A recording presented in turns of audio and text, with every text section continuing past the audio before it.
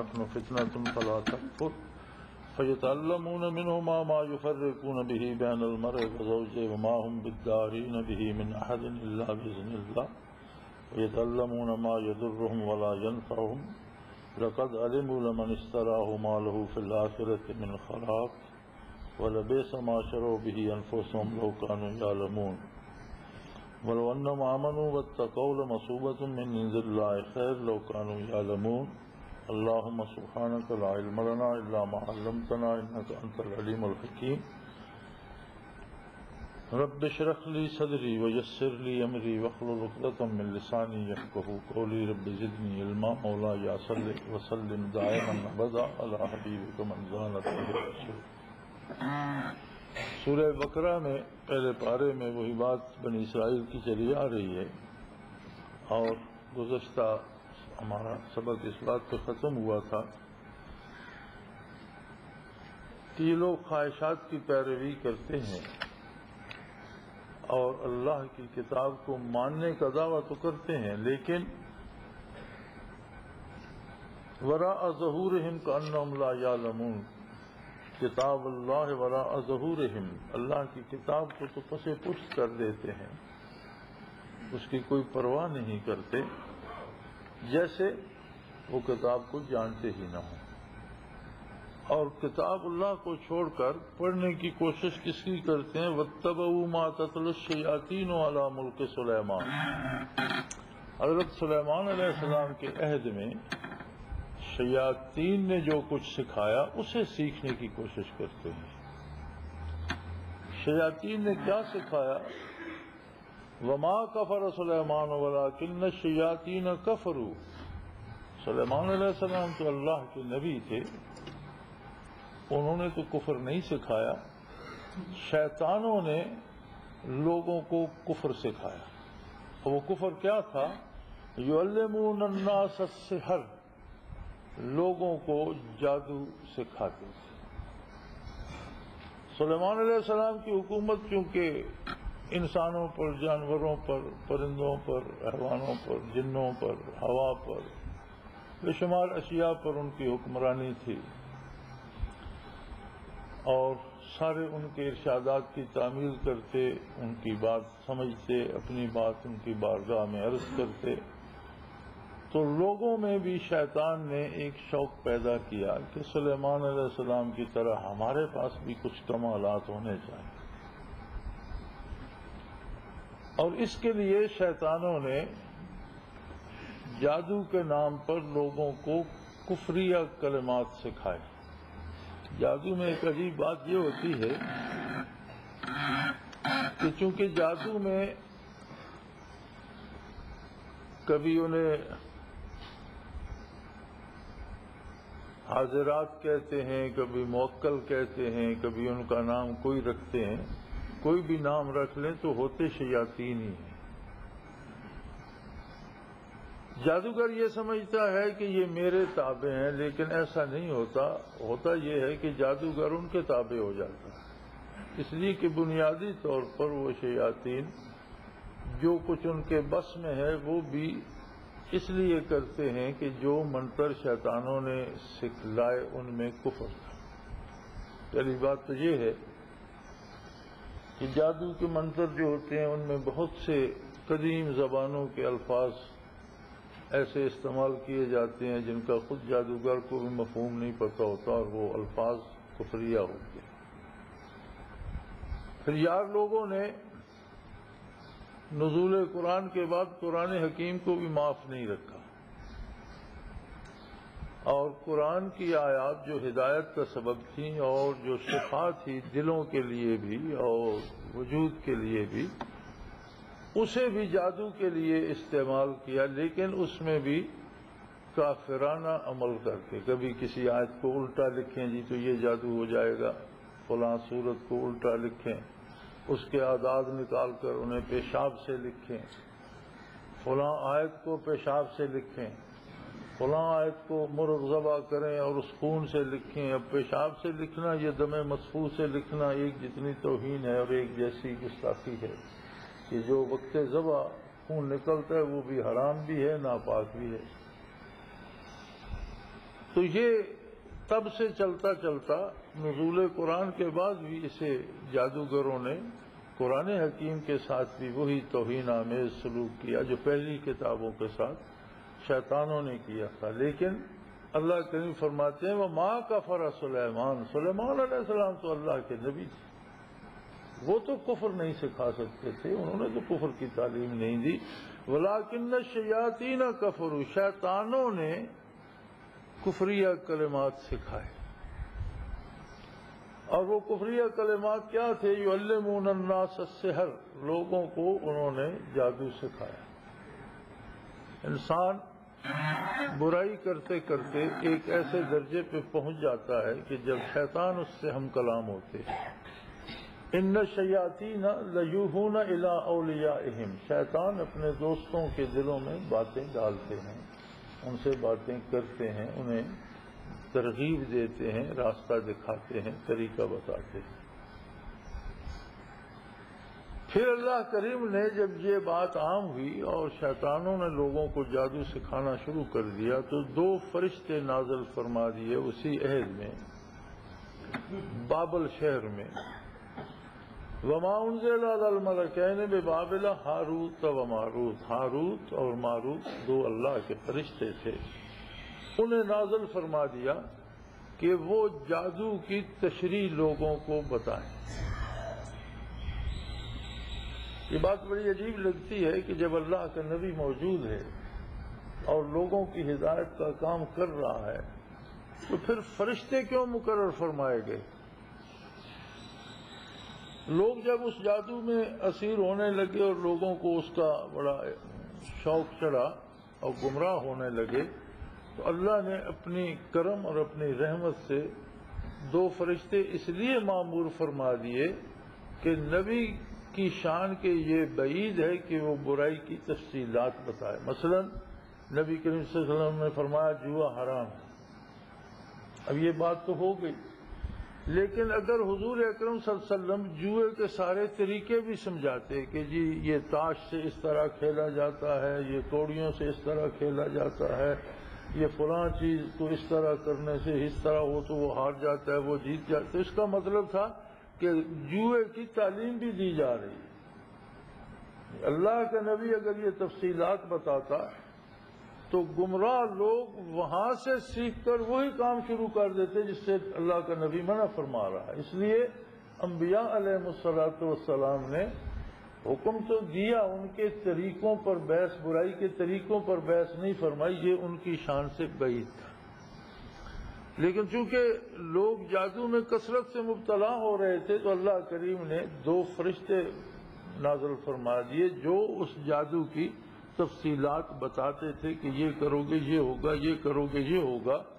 لیکن وہ یہ بتانے سے پہلے ما یعلمان من احد، کسی بھی کوئی ایک بندہ بھی ایسا نہیں جسے بتانے سے پہلے وہ یہ نہیں بتاتے تھے حتی یقولا انما نحن فتنۃ فلا تکفر، ہمارا نازل ہونا بھی تمہارے لیے ایک آزمائش ہے، ہم تمہیں بتائیں گے تو صحیح لیکن کفر مت کرو اور ان طریقوں میں مت پڑو. یہ کفر ہے، اگر اختیار کرو گے تو کافر ہو جاؤ گے.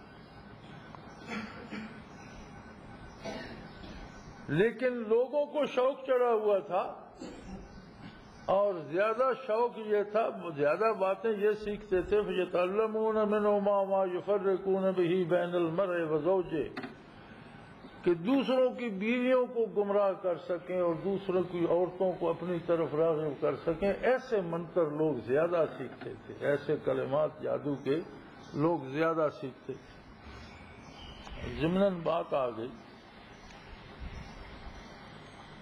ہمارے ساتھ ایک مولوی صاحب ہوا کرتے تھے، اگر مجھے صحیح یاد ہے تو غالباً ان کا نام خورشید تھا، لیکن مجھے یقین نہیں کیونکہ بہت بڑے عرصے کی بات ہے. نصف صدی کا قصہ ہے. راولپنڈی کے نوا کے تھے، ذکر کرتے تھے ہمارے ساتھ اور اچھے آدمی تھے. وہ کسی عورت کے جال میں پھنس گئے. اب انہیں یہ بڑا شوق کہ وہ عورت میری طرف راغب ہو اور وہ عورت میرے پاس آ جائے. آخر عالم تھے، باتیں تو جانتے تھے، جب زیادہ گھبرائے، اب یہ بات حضرت سے تو کر نہیں سکتے تھے کہ کسی کی عورت ہے وہ میرے پاس آ جائے، تو غیر شرعی کام تھا، اب شہر سے کیسے کہتے؟ تو مولانا کو کہیں شیطان نے یہ خیال ڈالا کہ بھئی یہ کام تو میرے کرنے کا ہے اور تم لگے ہوئے ایک ولی اللہ کے پیچھے ہو، وہ تو یہ کام کر کے تمہیں نہیں دے گا۔ تو انہوں نے کوئی شیطانی عمل کرنا شروع کر دیا، یا کوئی شیطان کے نام کا وظیفہ شروع کر دیا، یا اس طرح کی کوئی بات انہوں نے شروع کر دی، اور وہ عورت ان کی طرف مائل ہو گئی۔ لیکن ہوا یہ کہ دین سارے کا سارا چھوٹ گیا۔ کفر اور اسلام دو تو ایک جگہ نہیں رہتے۔ وہ نہ صرف سلسلہ چھوڑ گئے بلکہ نماز روزہ چھوڑ گئے اور سلسلے کے مخالف ہو گئے۔ بڑی عجیب بات یہ ہوئی کہ کسی شخص نے ان دنوں، ایک شخص نے، وہ بھی بیچارہ قتل ہو گیا، اس نے ایک چھوٹی سی کتاب لکھی حضرت رحمت اللہ علیہ کے خلاف، اور اس میں آپ کی ذات پر کیچڑ اچھالا گیا۔ کوئی علمی بات نہیں تھی، کوئی علمی دلائل نہیں تھے، تو آپ کی ذات کو سامنے رکھ کر تو ذات پر کیچڑ اچھالا گیا، یہ ایسے ہیں، جنہوں نے یہ کر دیا، انہوں نے وہ کر دیا، فلاں فتویٰ غلط دیا، فلاں کا یہ ہو گیا، فلاں کا یہ ہو گیا۔ اب جس نے لکھی اس نے اسی مولوی کو دکھائی کہ یہ میں نے کتاب لکھی ہے، 50-60 صفحے کی، 100 صفحے کی ہوگی، تو یہ میں چھپوانا چاہتا ہوں، لیکن میرے پاس تو سرمایہ نہیں ہے۔ مولوی صاحب تیار ہو گئے کہ یہ میں چھپوا کے دیتا ہوں، کیونکہ وہ شیطان کے ساتھ تھے اور بڑا زیادہ تعلق ہو گیا تھا، دوستی بڑھ گئی تھی۔ اللہ کی شان، چھپوانے کے لیے پنڈی گئے پریس والوں سے ملنے، تو دونوں آنکھوں کی بینائی بند ہو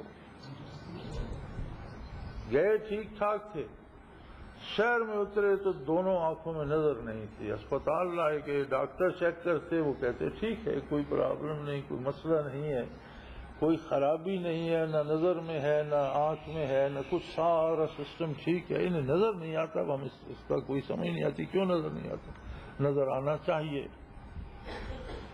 2-4 دن اسپتال پڑے رہے، پھر مولانا کو خود خیال آیا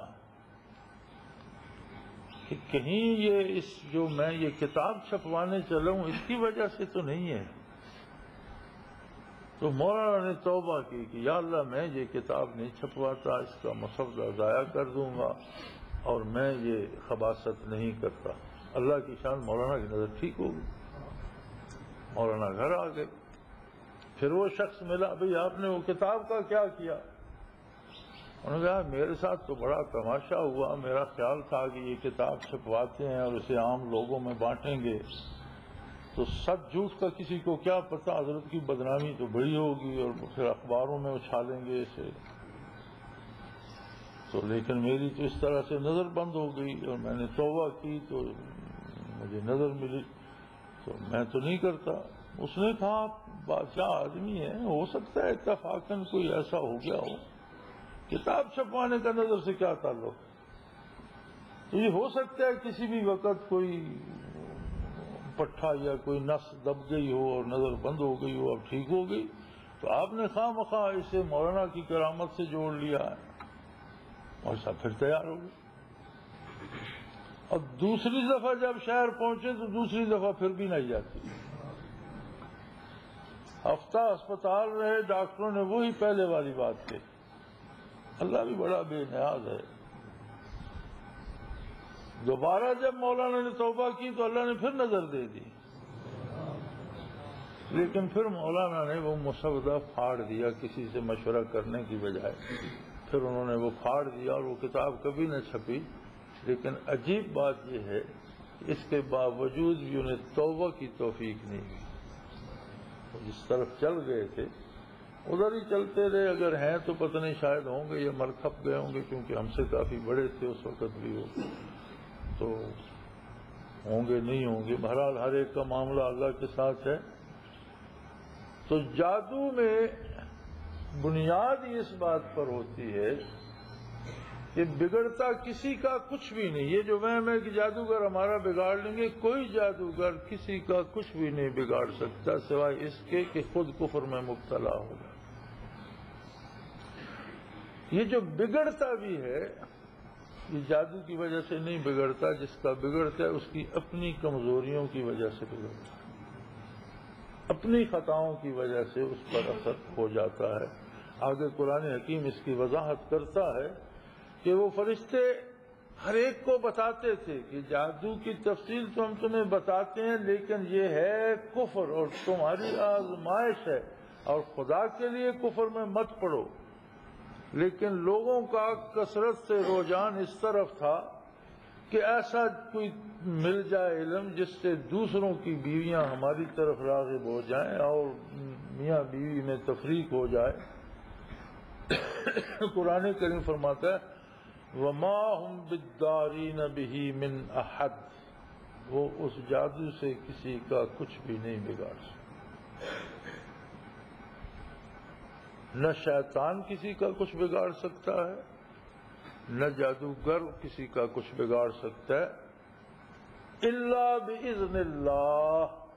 ہاں یہ ہوتا ہے کہ جس جگہ سے جس کام سے حفاظت الہیہ اٹھ جائے وہاں وہ اثر کرتا ہے. ہر بندے کو، ہر بندے مومن کو، ہر کلمہ گو کو حفاظت الہیہ نصیب ہوتی ہے. بعض خطائیں ایسی ہوتی ہیں، بعض گناہ ایسے ہوتے ہیں کہ وہ بعض جگہ سے اس کی حفاظت ختم، اس کی سزا میں، اس گناہ کے نتیجے میں، اس گناہ کا قدرتی نتیجہ ایسا ہوتا ہے. جیسے کوئی غلط چیز کھائیں تو بدہضمی ہو جاتی ہے، اس کھانے کا ایک فطری نتیجہ ہے کہ گلا سڑا پھل تھا، آپ نے کھایا، ہیضہ ہو گیا. اسی طرح بعض خطائیں ایسی ہوتی ہیں کہ وہ ہو جائے تو کسی نہ کسی جگہ سے حفاظت الہیہ اٹھ جاتی. کاروبار سے اٹھ گئی، صحت سے اٹھ گئی، خانگی امور سے حفاظت الہیہ. تو جہاں سے اللہ کی حفاظت اٹھ جائے وہاں شیطان بھی اثر کرتا ہے اور شیطانی کلمات بھی اثر کرتے ہیں.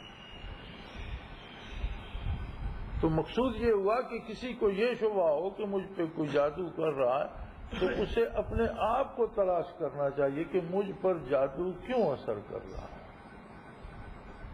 کوئی خطا سمجھ میں آئے تو اس سے توبہ کرے، رجوع کرے.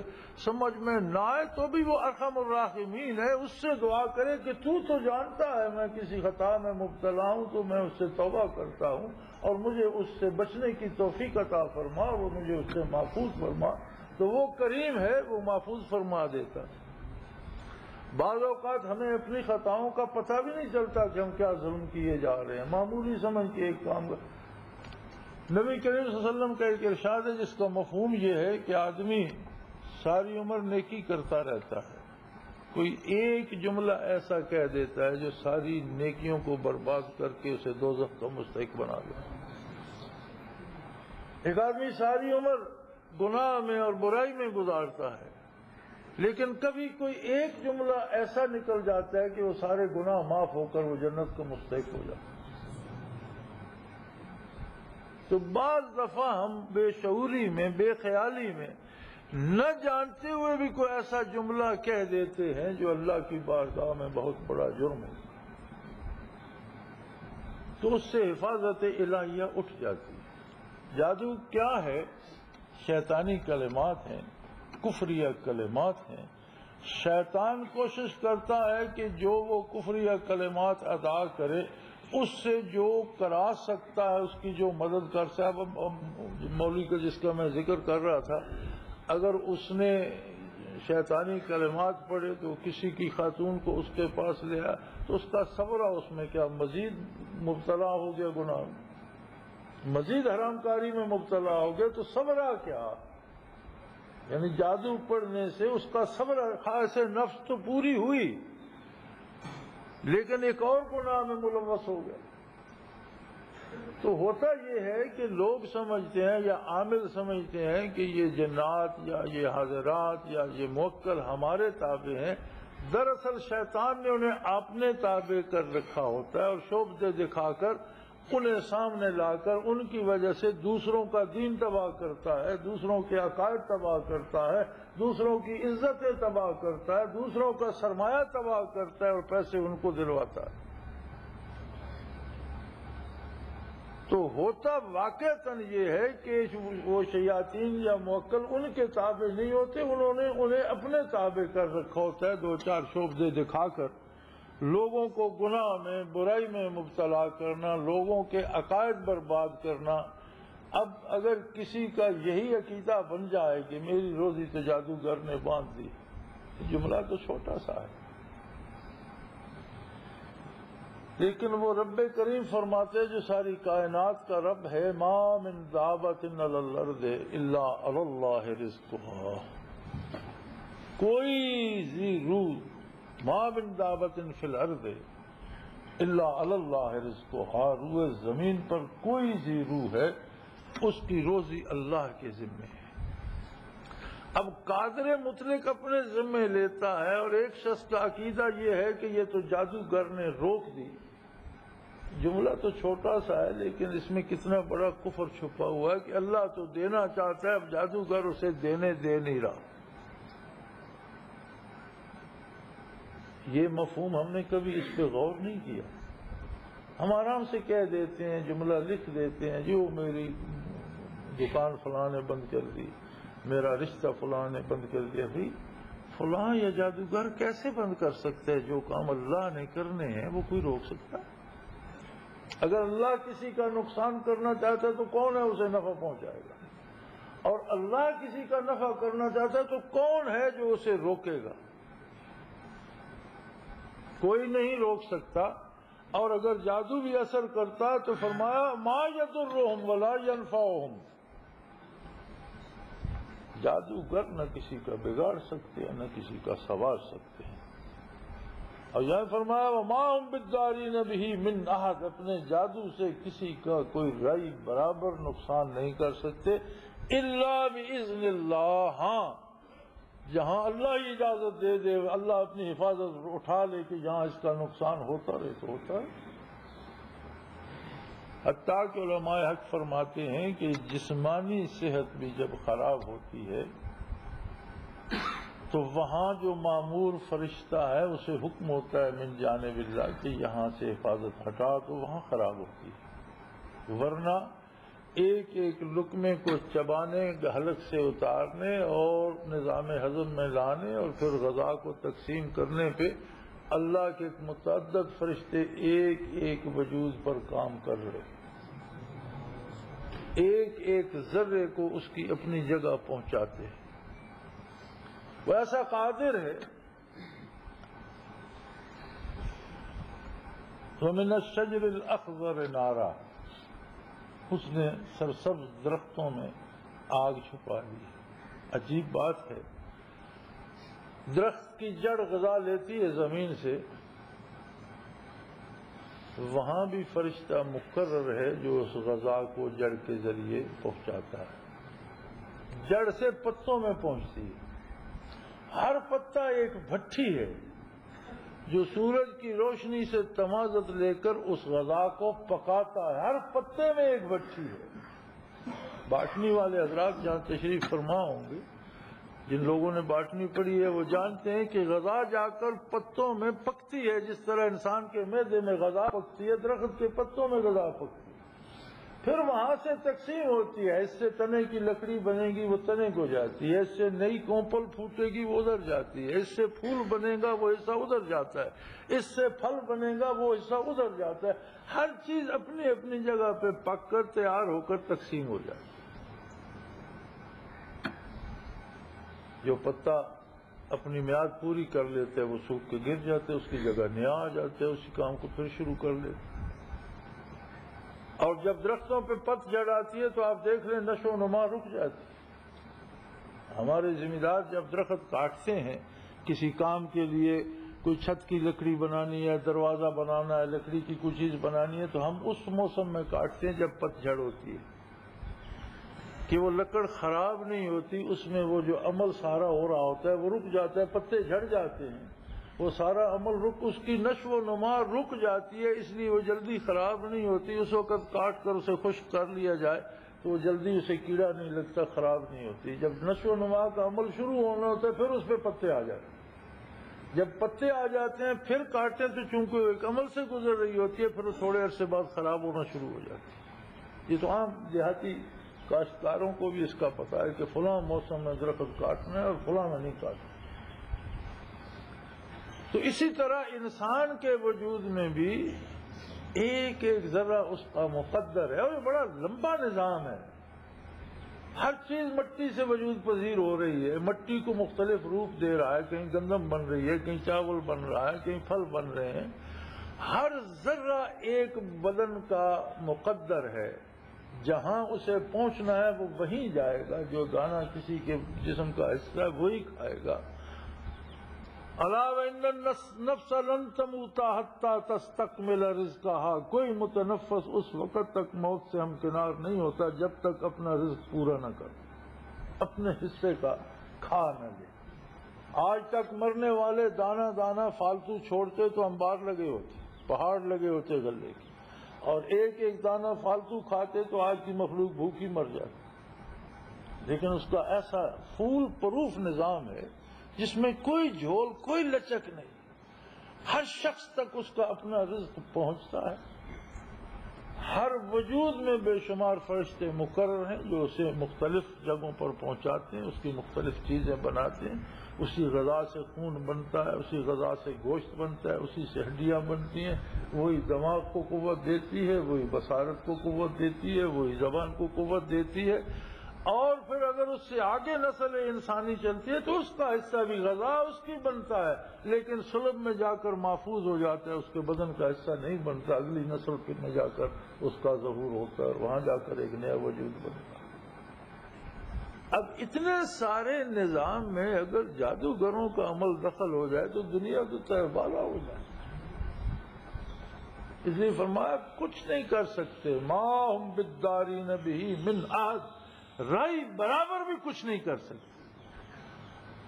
ہاں اگر بندہ خود کو ایسی خطا کرے کہ اللہ کسی جگہ سے اپنی حفاظت ہٹا لے، الا باذن اللہ، اللہ چھوٹ دے دے کہ اس کی اس جگہ کو جانے دو، تو پھر وہاں شیاطین متاثر کرتے ہیں۔ تو کسی کو یہ وہم ہو اگر، اس بھائی کو سوچنا یہ چاہیے کہ کوئی ایسی خطا مجھ سے کیا ہوئی کہ مجھ پہ جادو اثر کر رہا ہے، اور اگر سمجھ آئے تو پھر تو بہت اچھی بات ہے، لیکن بندہ اپنے کام کو تو خطا نہیں سمجھتا، ہم تو اپنے جو کرتوت کرتے ہیں سب نیکیوں میں لکھتے رہتے ہیں۔ سمجھ نہ آئے کہ میں کون سی خطا کر رہا ہوں تو کم از کم اللہ سے دعا تو کرے، توبہ تو کرے کہ یا اللہ مجھے نہیں علم تو مجھے بتا دے، تو مجھے جتوا دے، میرے دل میں احساس پیدا کر دے اور مجھے اس برائی سے نجات دے دے، میری توبہ قبول فرما اور ان مصیبتوں سے مجھے بچا۔ انبیاء علیہ الصلوۃ والسلام پر بھی مصیبتیں آتی ہیں، اولیاء اللہ پر بھی آتی ہیں، لیکن وہ لوگ ایسے ہوتے ہیں کہ ان پر مصیبتیں ترقی درجات کا سبب بنتی ہیں۔ جیسے آسان سی مثال ہے کہ شہادت کے لیے قتل ہونا پڑتا ہے، شہید ایک اللہ کے قرب کی منزل ہے، قرب الہی کا ایک مقام ہے، لیکن وہ رتبہ پانے کے لیے قتل ہونا پڑتا ہے۔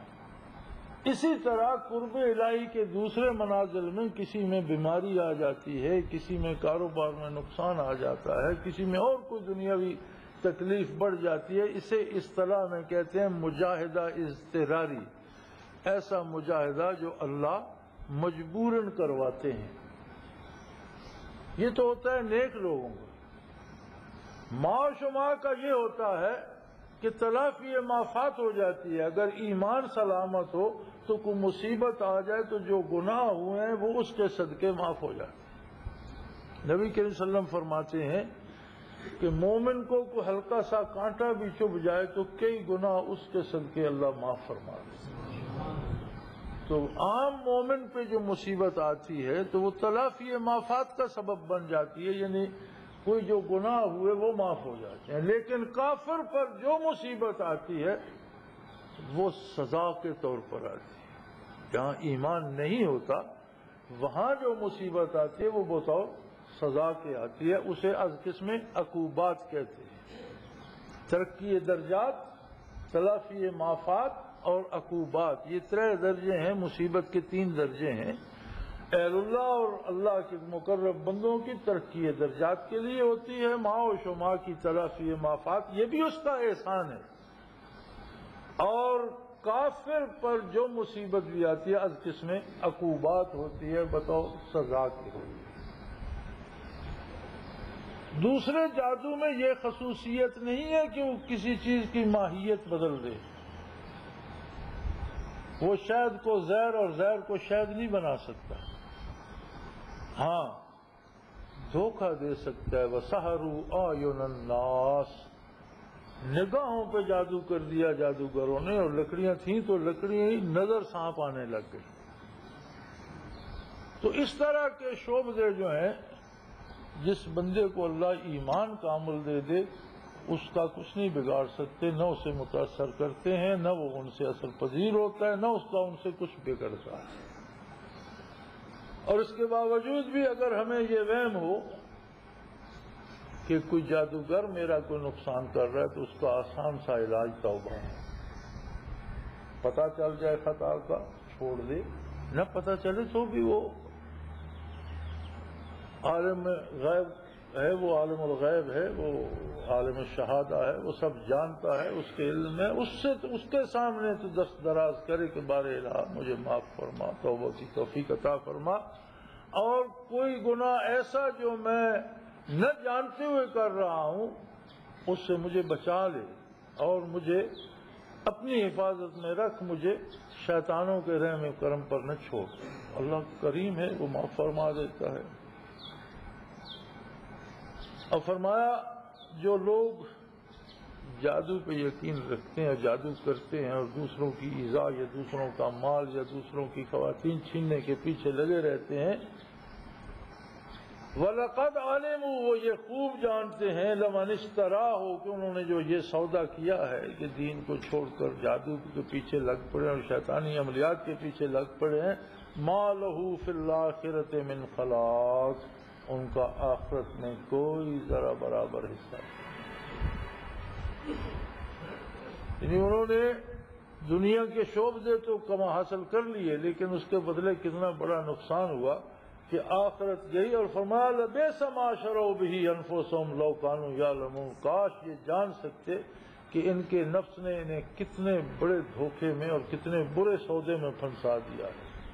حق یہ تھا وَلَوْ أَنَّهُمْ آمَنُوا، حق یہ تھا کہ کاش وہ ایمان لاتے، وَاتَّقَوْا، اور اللہ کی اطاعت اختیار کرتے، تقوی اختیار کرتے، محمد الرسول اللہ صلی اللہ علیہ وسلم کے نقش قدم پہ چلتے، آپ کا اتباع اختیار کرتے، لَمَثُوبَةً مِّنْ عِندِ اللَّهِ خیر، تو اللہ کی طرف سے جو انعام ملتا وہ 2 جہانوں سے بہتر تھا۔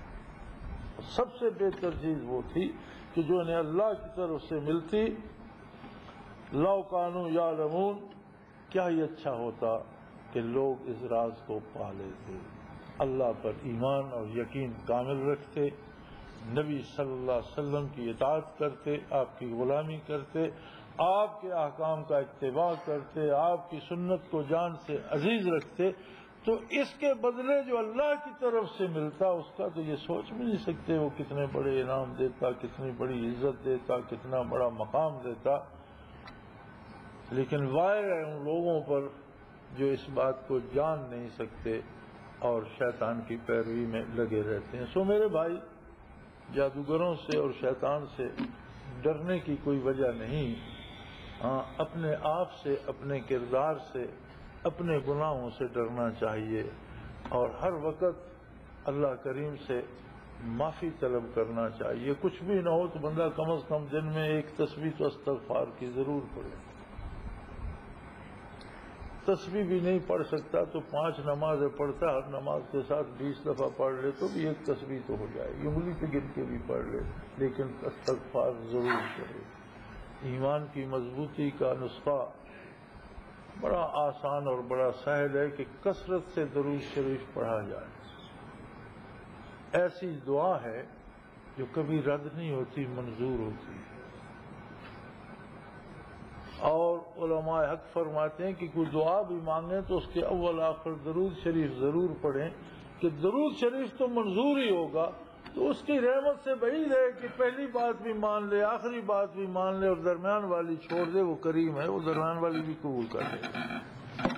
اللہ کریم ہمیں نیکی کی توفیق دے، ہمارے گناہ معاف فرمائے اور یقین کی دولت دے اور وہم سے محفوظ فرمائے۔ وآخر دعوانا الحمدللہ رب العالمین۔